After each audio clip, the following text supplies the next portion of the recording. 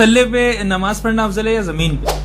زمین پہ ہی افضل ہے، یہ سب کا اتفاقی مسئلہ ہے۔ آپ صلی اللہ علیہ وآلہ وسلم یعنی مٹی پہ ہی پڑھا کرتے تھے نماز، مٹی کی یعنی پیوڈ لپائی ہوئی بھی ہوتی تھی، اور یا پھر چٹائی آپ صلی اللہ علیہ وآلہ وسلم نے استعمال کی ہے، کھجور کی چھال وغیرہ۔ اور اس حوالے سے شیعہ کا موقف جو ہے وہ بڑا مضبوط ہے، اور انہوں نے اس کی ایکویلنٹ نکال لی، وہ ٹکی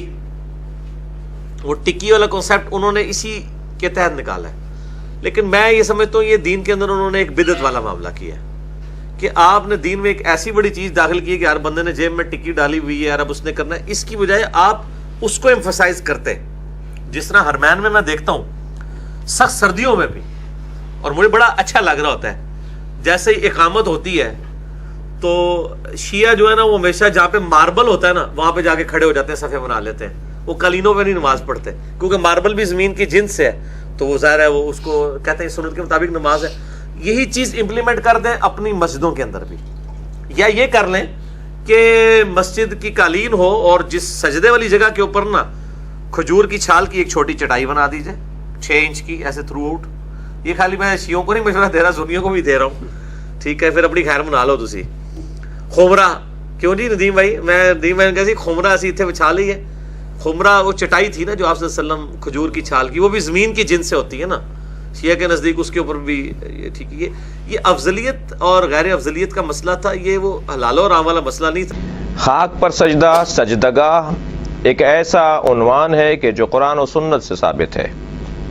وَجُعِلَتْ لِيَ الْأَرْضُ سُجَّدًا، اللہ نے میرے لیے زمین کو، خاک کو سجدگاہ قرار دیا ہے۔ یہ حدیث پیغمبر ہے کہ جسے علماء اہل سنت نے اپنی کتابوں میں، بالخصوص بخاری میں اور صحیح نسائی میں، ابن ماجہ میں اور سنن ابن داؤد وغیرہ میں اس حدیث کو نقل کیا۔ پیغمبر جب سجدہ کیا کرتے تھے تو آپ قالین پر سجدہ نہیں کرتے تھے، پیغمبر اکرم کپڑے پہ سجدہ نہیں کرتے تھے، بلکہ سجود علی الخمرہ، یہ کتب اہل سنت کے اندر پورا باب ہے۔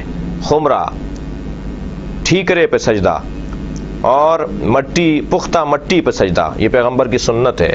پیغمبر اکرم کپڑے پہ سجدہ نہیں کرتے تھے۔ ایک شخص کہنے لگا کہ آپ سجدگاہ پر سر رکھ کے سجدہ کرتے ہیں، کبھی اگر کوئی کسی کی عبادت کر رہا ہو تو اس پہ چڑھتا نہیں ہے، اس پہ بیٹھتا نہیں ہے، اس پہ سوار نہیں ہو جاتا۔ ہم خانہ کعبہ کی عبادت نہیں کرتے، خانہ کعبہ کی طرف رخ کر کے اللہ کی عبادت کرتے ہیں، لہٰذا خانہ کعبہ کی چھت پر کھڑے ہو کر بھی اذان کہی جاتی رہی ہے، نبی کے زمانے میں بھی اور بعد از پیغمبر بھی۔